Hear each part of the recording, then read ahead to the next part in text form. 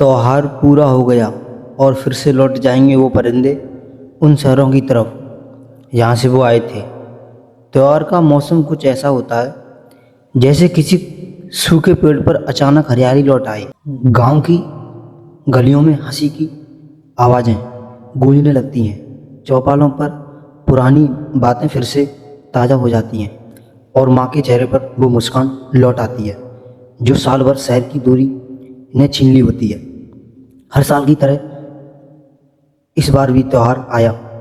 लोगों ने सजावट की, मिठाइयाँ बनी, घरों के दीपक जले और हर दिल में उजाला हुआ। लेकिन अब जब त्यौहार बीत गया, अब फिर से वही सन्नाटा लौटने लगा है। त्यौहार का इंतजार और लौटना। गांव के बूढ़े बाबू कई दिनों से छत पर बैठकर आसमान की तरफ देख रहे थे। हर गुजरती बस की आवाज़ उनके कान चौकन्ने हो जाते थे। शायद आज बेटा आ जाए। शहर में नौकरी करने वाला बेटा साल भर में सिर्फ 2 बार आता है, एक बार शादी में और दूसरी बार त्योहार पर। माँ ने रसोई में रखे बर्तन चमका दिए थे, बेटे की पसंद की मिठाई बना रखी थी। जब वो आया तो घर में रोशनी ही नहीं, जिंदगी भी लौट आई थी। किंतु अब जब त्योहार बीत गया, वही बेटा फिर से बैग उठाकर स्टेशन की ओर चल पड़ा। माँ के हाथ में प्रसाद था, आंखों में आंसू और दिल में वही सवाल, अगली बार कब आएगा। बेटा बोला, जल्दी आऊँगा माँ। लेकिन माँ जानती थी जल्दी का मतलब अब 1 साल और। परिंदे की वापसी। शहरों में रहने वाले ये लोग जैसे परिंदे हैं जो अपने हौसले छोड़कर रोशनी की तलाश में उठ गए। त्योहार ही वो मौसम है जब ये परिंदे फिर से अपने घोंसले की ओर लौटते हैं। लेकिन जैसे ही त्यौहार खत्म होता है, वही परिंदे फिर से अपने कंट्री के पिंजरों में लौट जाते हैं। रेलवे स्टेशन पर कितने ही चेहरे भीगे हुए मिलते हैं। किसी की आंखों में माँ की विदाई की नमी, किसी के बैग में घर की बनी पुड़ियाँ और अचार की खुशबू, और किसी के फ़ोन में गांव की तस्वीरें, ताकि शहर में अकेलेपन के वक्त वो देख सके। त्यौहार की असली खुशबू, त्यौहार की असली खूबसूरती। त्यौहार की खूबसूरती सिर्फ सजावट का मिठाई में नहीं, त्यौहार की खूबसूरती सिर्फ सजावट या मिठाई में नहीं, बल्कि मिलने में है, साथ बैठने में है और उन पुरानी यादों को फिर से जी लेने में है। लेकिन अफसोस, अब त्यौहार सिर्फ कुछ घंटों का स्टेशन अपडेट बन गया है।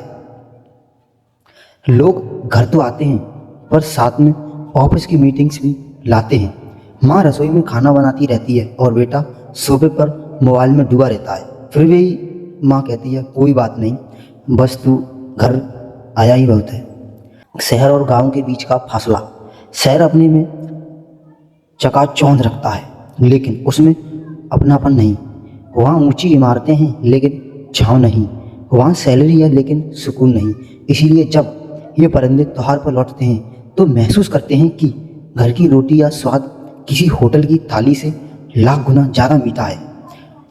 जब वो दोबारा शहर लौटते हैं तो महसूस होता है वो अब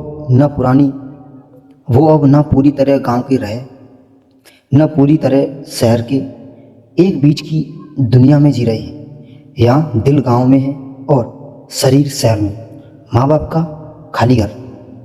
त्योहार के बाद जब सब लौट जाते हैं तो घर का सन्नाटा बहुत कुछ कहता है। बिस्तर की सिलपटें अभी भी बेटे की मौजूदगी की निशानी देती है। आंगन में रखी कुर्सी पर माँ की नज़र ठहर जाती है। यही बैठा था मेरा लाल, जब मुझसे हंसकर कहा था, माँ अब मैं बड़ा हो गया हूँ। रात को माँ चुपचाप बेटे का कमरा देखती है, जहाँ अब बस एक खाली तकिया और कुछ यादें हैं। और पिता जो कभी भावनाएं नहीं दिखाते, अब हर दिन उस दरवाजे को देखते हैं, शायद फिर कोई आवाज़ आए, माँ में आ गया। लौटने की मजबूरी। हर बार की तरह इस बार भी परिंदे लौट रहे हैं, कोई ट्रेन में, कोई बस में, कोई बाइक पर, क्योंकि उन्हें वापस जाना है। वो नौकरी है, वो काम है, वो जिम्मेदारी है जो उन्हें वहाँ खींच ले जाती है। कई लोग तो गांव छोड़ते वक्त खुद से वादा करते हैं, अगले साल थोड़ा लंबा रुकूंगा, पर वो अगला साल कब गुजर जाता है और वक्त फिर भी लौट आता है। त्यौहार पूरा हो गया, बदलते वक्त की सच्चाई। अब समय ऐसा है कि लोग अपने ही घर में मेहमान बनकर आए। बच्चे कहते हैं माँ बस 2 दिन की छुट्टी मिली है। माँ सोचती है क्या ज़िंदगी इतनी छोटी सी आई। माँ सोचती है क्या ज़िंदगी इतनी छोटी हो गई है कि 2 दिन में ही पूरा साल समा जाएगा। त्यौहार अब पुराने जैसे ही नहीं रहे।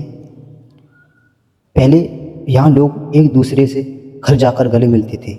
अब व्हाट्सएप पर और इंस्टाग्राम स्टोरी पर शुभकामनाएं भेज दी जाती हैं। पहले यहाँ बच्चे पटाखे जलाते थे, अब बड़े लोग प्रदूषण की बात करते हुए फ़ोन पर वीडियो कॉल में शामिल होते हैं।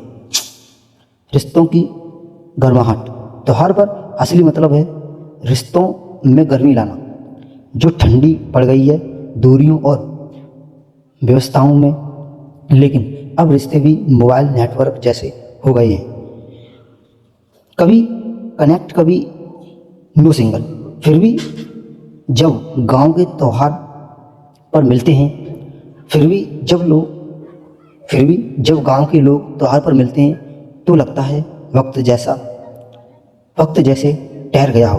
बचपन की बातें, खेत की खुशबू, नदी किनारे की शामें और माँ के हाथों का खाना, सब कुछ फिर से जीवित हो जाता है। त्यौहार के बाद की खुशी, त्यौहार के बाद की खामोशी।